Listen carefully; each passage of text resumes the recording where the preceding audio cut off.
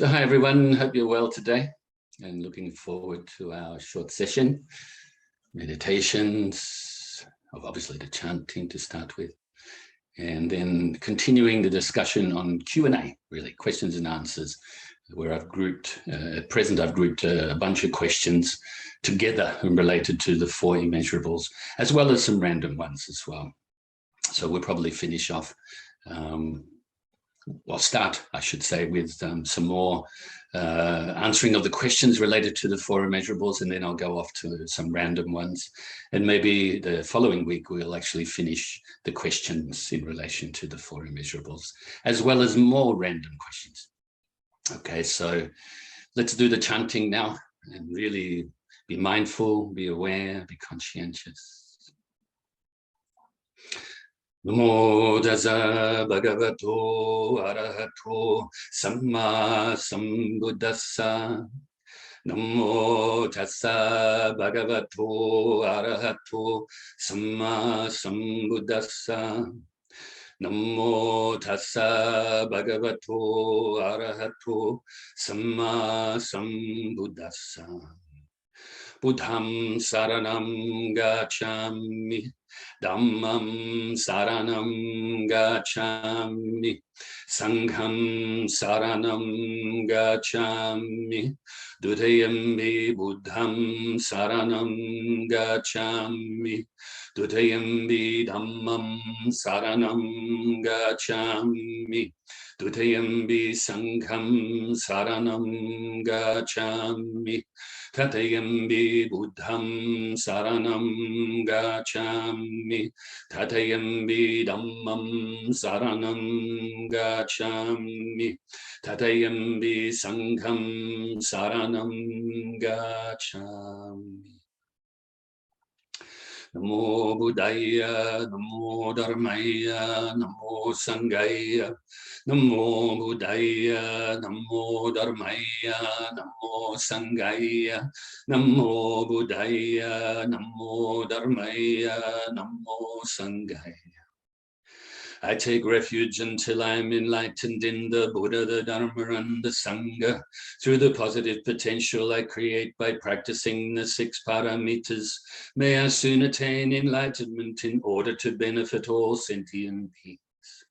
I take refuge until I am enlightened in the Buddha, the Dharma, and the Sangha.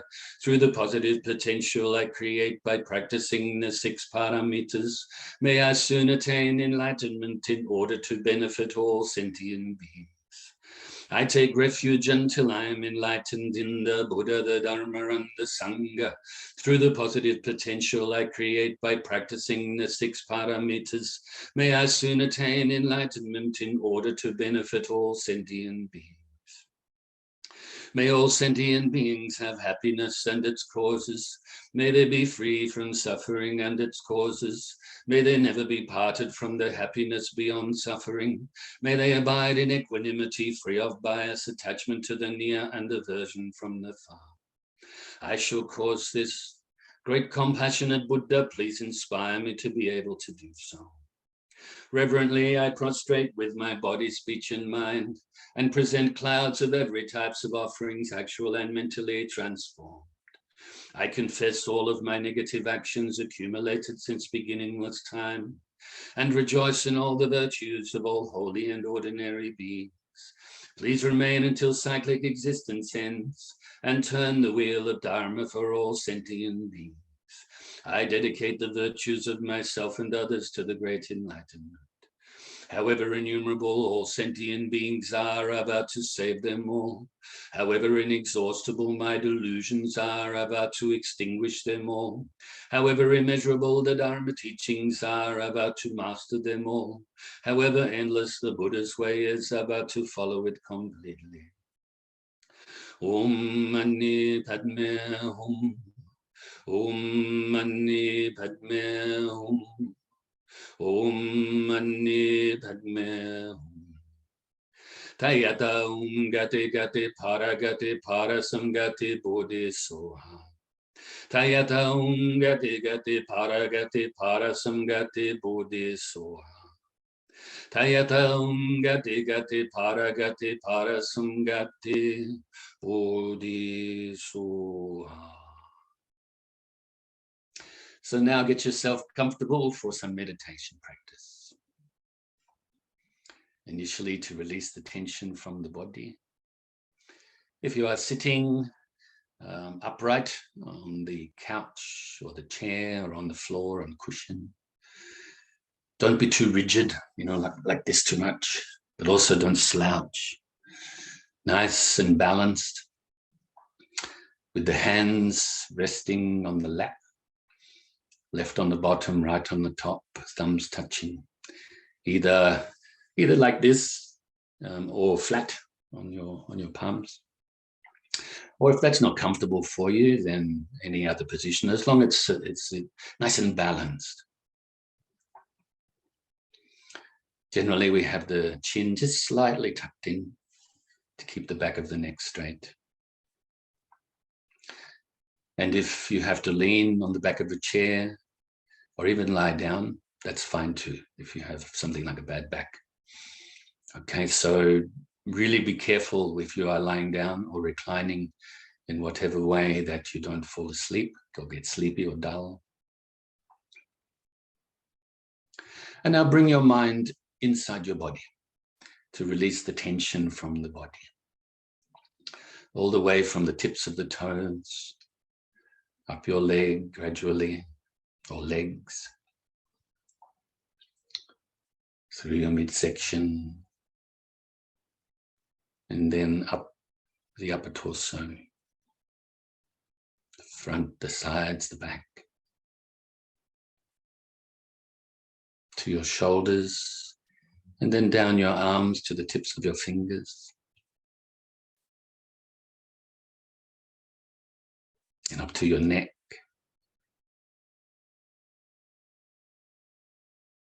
all around your face, sides of your head and the back of your head, and the top of your head. And now briefly scan the body again from the bottom to the top, just to see if there's any more tension that you can release.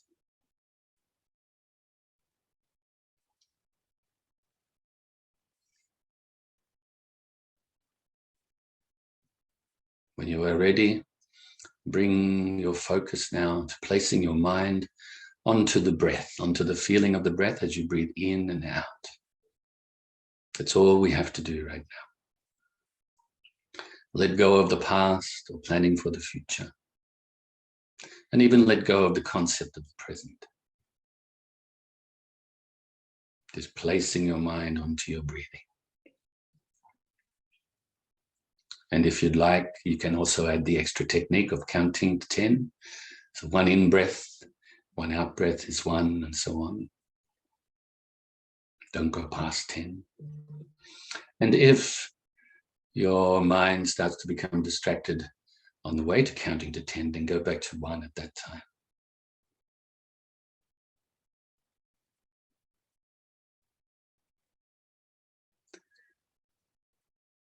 If thoughts arise, any mental activity arises, don't cling to it or grasp at it or try to force it away or deny it. But let it go naturally by replacing your mind back onto the object of meditation, in this case, the breath.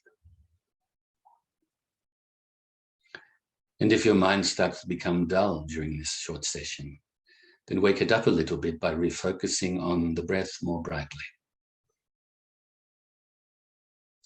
For the mind, especially the untrained mind, is so much like a pendulum, going from one extreme of agitation to the other extreme of dullness. When agitation arises, calm the mind down by refocusing on the breath. If dullness arises, wake it up a little bit by focusing more brightly. So let's practice like this for a little bit in silence.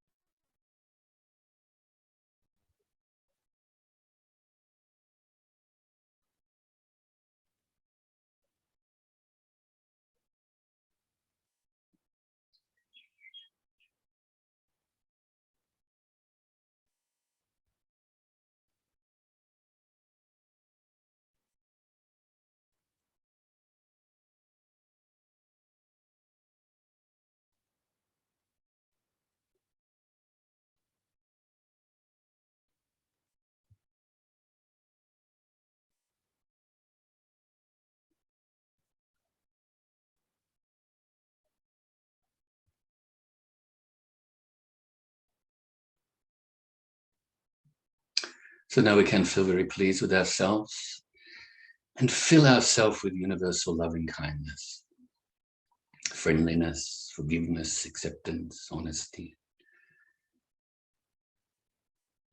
It's very important to be kind to ourselves. For if we're not kind to ourselves, then how can we be sincerely, genuinely kind to others? Must start from within. So fill yourself with so much loving kindness. You can utilize just the feeling of this loving kindness, or you can utilize the visualization techniques of filling yourself with white light or filling yourself with white nectar.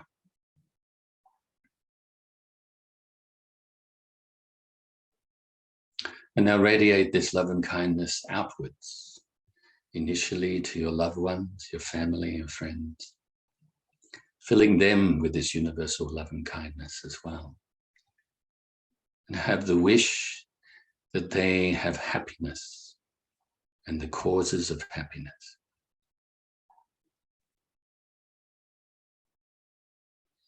That they are free from suffering and free from the causes of suffering.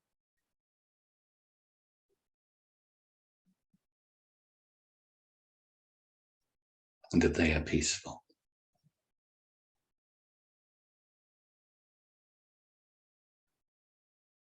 And now also include strangers, filling them with this universal love and kindness as well.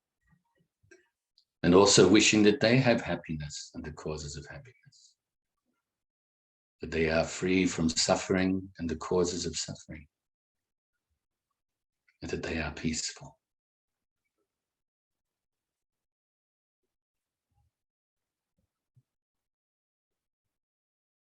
Now also include those we may regard as enemies, those people that we find it very difficult to be around, or we don't condone their behavior, things like this.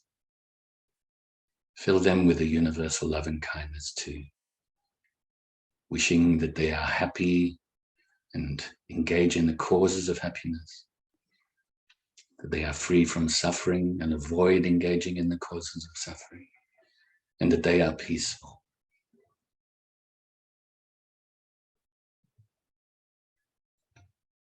So let's now radiate our universal love and kindness out further and further distance-wise, starting off in your immediate area. Radiate the love and kindness to all living beings, all the people, and all of the other different creatures around you as well. The other ones that live on the land, even under the land, that live in the waters, fly through the air, whether they are born from wombs, eggs, moisture, or through transformation.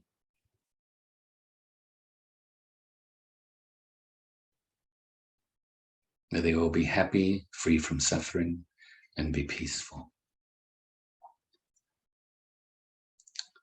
So like a tidal wave of loving kindness gathering more and more momentum, radiate this loving kindness out further and further distance-wise.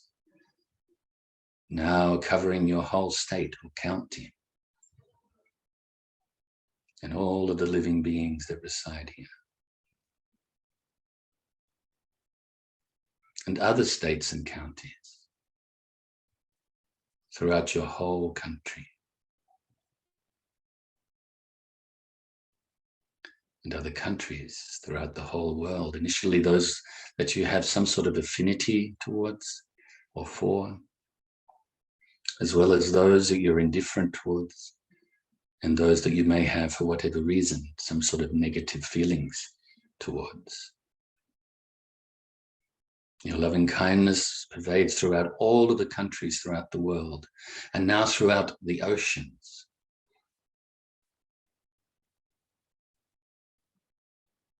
Have your loving kindness pervade this whole planet, all the way down to the core of the planet and to the outermost atmosphere. May all the living beings have happiness and the causes of happiness. May they be free from suffering and the causes of suffering. May there be peace everywhere. And now beyond this planet alone, to include all of the planets throughout the solar system.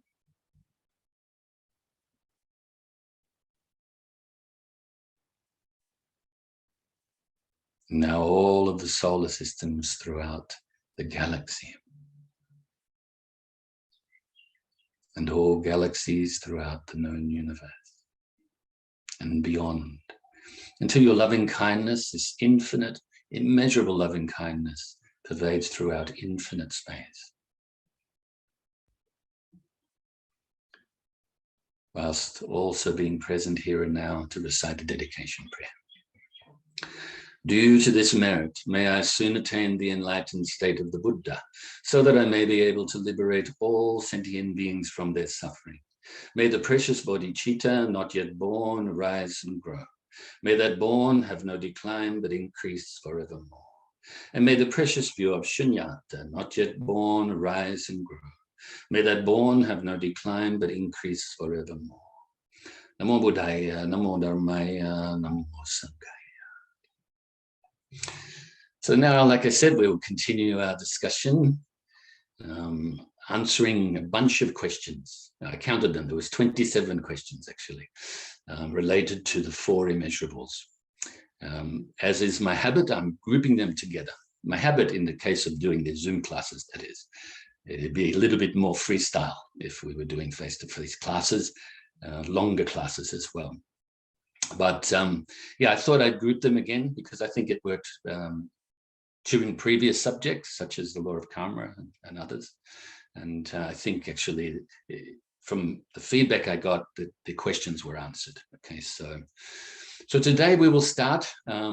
First of all, I give you once again, I remind you of what they are, four immeasurables of universal loving kindness, expressed in the prayer, may all sentient beings have happiness and its causes, universal compassion, expressed in the prayer, may all sentient beings be free from suffering and its causes, and then empathetic joy, which is, may they never be parted from the happiness beyond suffering, and mind of equanimity, or a non-biased mind. May we abide in equanimity, free of bias, attachment to the near, and aversion from the far. Okay, so love or loving kindness also includes friendliness, compassion, universal compassion, joy in others' successes, and also having empathy. And then, of course, having this mind of equanimity, which is the basis of the other three.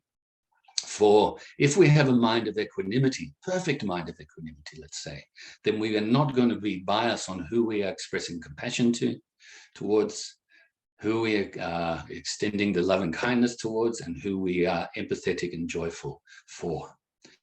Okay, but at the moment, we don't have this perfectly, okay? There may be times, I'm sure there are times when we do have this mind of equanimity, when we've just let go of attachment, just for a little bit of time, let go of aversion. But we have the old habit of having attachments, of having aversion, based on a lack of understanding. Okay, this is our habit. This is why we are continually being reborn in samsara, or cyclic existence, why we experience difficulties on occasions, and sometimes a lot, sometimes not so much. Okay, so we should do our utmost best to develop this equanimity. Now, the question that came in related to, or about three of them actually related to this, was they find it very difficult to extend the loving kindness, extend the compassion and the joy towards those beings that have been nasty to them, or towards those beings that are basically, you could say, behaving in an evil way. You know, through maybe some people throughout the world, maybe you don't know them personally, but you know about them through the media and things like that. Or maybe already you actually do know them personally and they have been quite nasty to you. As mentioned before, first of all, you have to look at, let's say, these types of beings. This is, first of all, in your mind. The aversion is in your mind, okay? So when you have this aversion, could give rise to anger, to frustration, to hatred even. And this is harming your mind. So the first person that our hatred harms is ourselves. Same with anger, same with frustration, and any other negative emotions that are related to these. We are the ones that experience the harm at that time. We're harming ourselves. So know that first of all. Now, obviously, this is unhelpful at very least. This will reinforce the habit of engaging with these negative emotions. And so we need to undo this habit, and we need to be more kind to ourselves. So by being kind to ourselves, by having compassion for ourselves, and taking joy in our own successes on the Dharma path especially, then we're able to then undo these, to lessen them. Actually, immediately, I remind you that I like to say these negative emotions are shy, because as soon as we pay pure awareness to them, not attached awareness, even I don't think there's such a thing, but pure awareness, then they melt away at that moment. If we have the strong habit, they may come back straight away. But at that moment, they melt away. That's why I jokingly, but seriously as well, like to say that they're very shy. So look after your mind. That's the first point I'd like to make. Now, related to those other people, those other beings that you may have an aversion for. They're, in their true nature, they're enlightened beings. Now, that may be very difficult to understand, very difficult to take that concept as it is right now for us and put it into practice. So let's look at the conditioned phenomena. They are like this. They behave badly like this because of their conditions that they've created themselves. They have reinforced these negative emotions over time. So from a compassionate point of view, we should feel great compassion for them, wishing that they free themselves from causing this suffering, because they will cause suffering for themselves.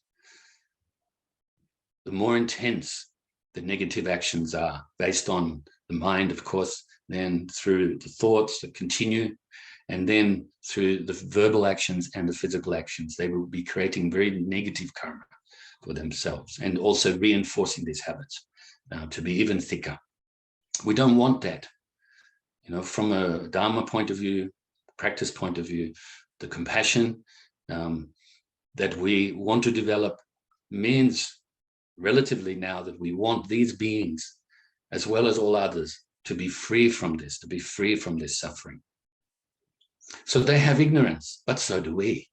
So we can equalize ourselves with others as well. We may be much better people, much more wise, much more compassionate, but we're still not free from these mental afflictions yet, what you can call defilements, if you like. We still haven't perfected that wisdom yet, and we still haven't developed the compassion and universal love and kindness beyond measure yet. So in this sense, we're all the same. We all have a lack of understanding.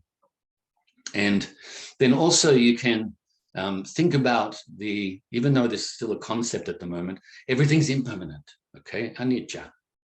This can change. We can change this for the better. Let's say, for instance, that it's a person or people that are treating you badly. You can create conditions where you don't have to be in touch with them. You can not engage with them. Okay, so that's a possibility, right? So this is kind of like an expression of impermanence, of making positive change. Or you can help them to improve themselves, positive change. Okay, so the impermanence doesn't always have to have a negative connotation to it, okay?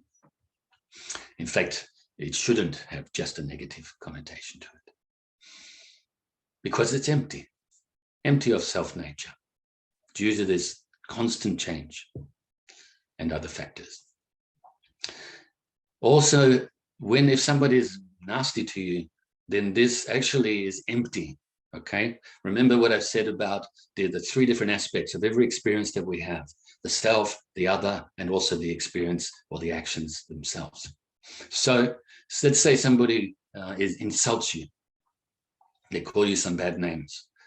Then that's them expressing the negativity to you. then you are there at that time, experience the negativity, and then there's the negativity, the actual action. The three aspects, all of them are dependent upon the other aspects. Okay, so therefore, individually, they are empty.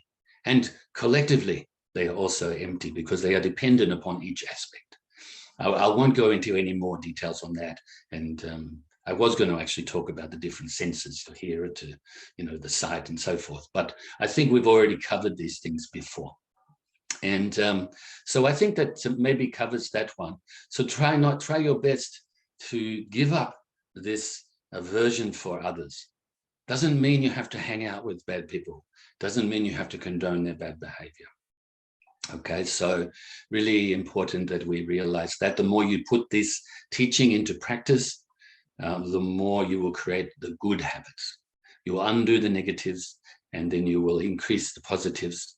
And then eventually, over time, go beyond the positive and negative and develop this mind of equanimity, where you can now be loving and kind beyond measure, compassionate beyond measure, and express, or have initially, and then express empathy and joy naturally. Wrote myself a few notes so I didn't forget some points. The other one is also remember that even these negative or people behaving in a negative way have at some time been our relative in previous lives, have some time been kind to us, and vice versa.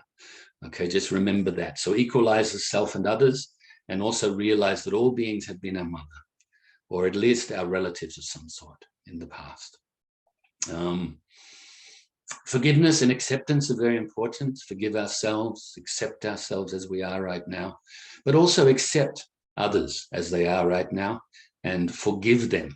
Remember, forgiveness is like putting down baggage, mental baggage. So the forgiveness helps ourselves to begin with, and then also can help to alleviate the suffering of others, the guilt, the remorse, contrition, and so forth. Okay, we can change for the better. So I'll leave that there so I can cover a few random things. And this is kind of entertaining for you, hopefully, as well. So not just remaining on a subject. Of course, we've already spoken about these four immeasurables in the past, but now these are related to specific questions. And I think I covered probably about, actually 3 for sure, maybe 6 or 7 questions then. The other ones are related to some quotes of mine, especially some short quotes, and maybe a little bit cryptic. The first one is procrastinate tomorrow. So if you think about that, obviously we shouldn't procrastinate. Procrastinate is maybe misunderstood though.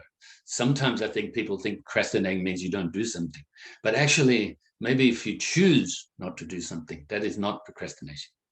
You just made a choice not to do something. But if procrastination is kind of like if you want to do something, you plan to do something, but you maybe keep putting it off for whatever reason, okay? Could be to do with mental laziness. It could be to do with active mental laziness. It could also be related to some sort of fear, some hopes even, okay? And fear of not achieving the goals and stuff like that, okay? So procrastinate tomorrow, obviously tomorrow never comes, correct? Because soon as, like tomorrow we call Sunday, but it's Saturday today, but soon as tomorrow comes, it's Sunday. So when tomorrow comes, it's actually today. So tomorrow never comes.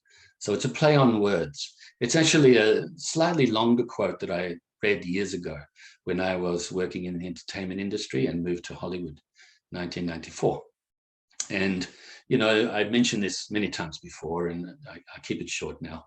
I had no problems with the actual work, either whether it was music or whether it was the acting work I was still engaging in at the time.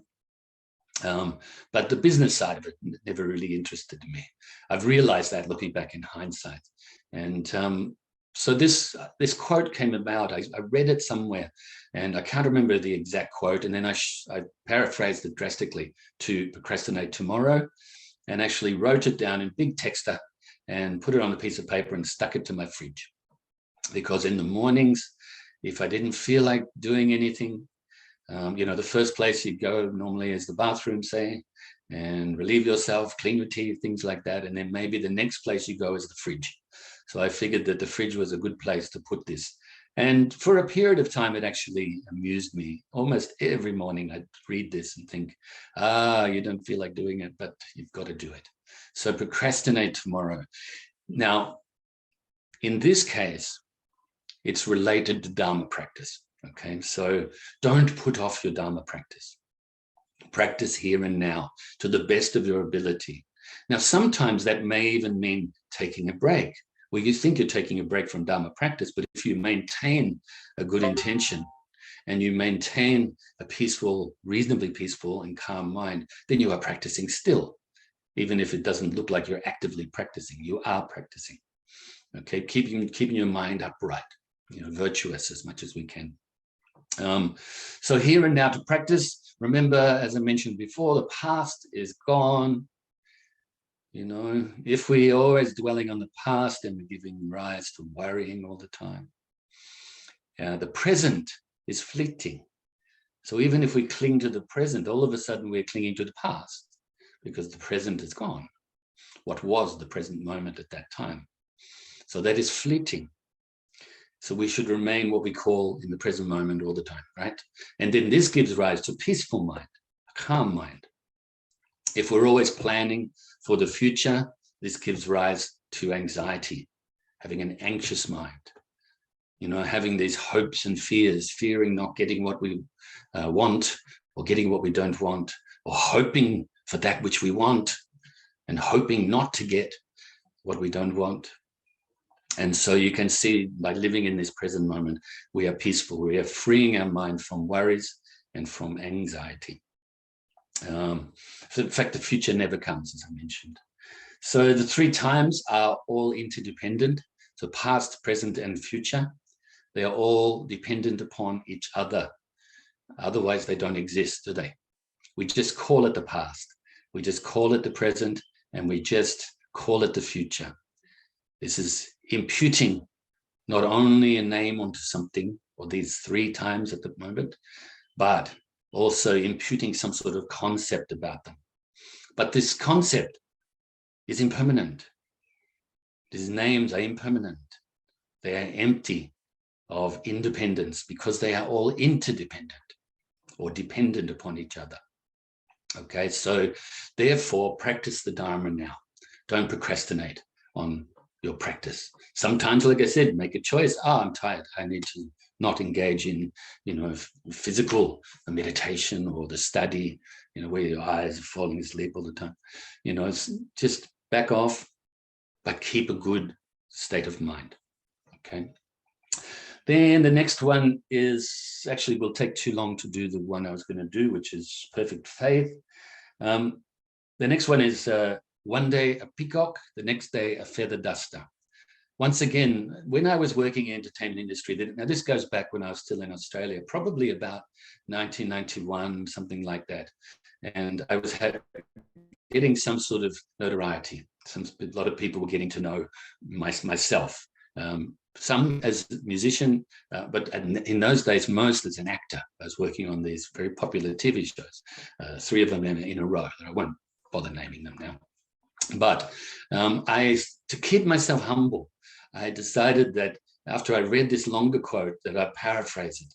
And, maybe today I'm very popular and a peacock, like the peacock with the feathers up showing off. Hopefully I wasn't showing off too much. And then the next day, feather duster. Maybe you lose your job. You've had your 15 minutes of fame, to use a metaphor. And then actually, then you turn into this feather duster. Because the peacock's feathers are used in many places throughout time in different places in the world as a duster, or something to sweep clean things with. It also represents, in this case, impermanence, and more specifically, impermanence. To understand all things are changing constantly. So I think maybe we've got 20 seconds to go. I will continue with this format next week and the week after. And I look forward to seeing you next week. Please keep your mind upright, practice here and now, whether it's actively right now or more relaxed. I rejoice in your goodness. I rejoice in your meritorious goodness. Take care. Stay well, stay healthy.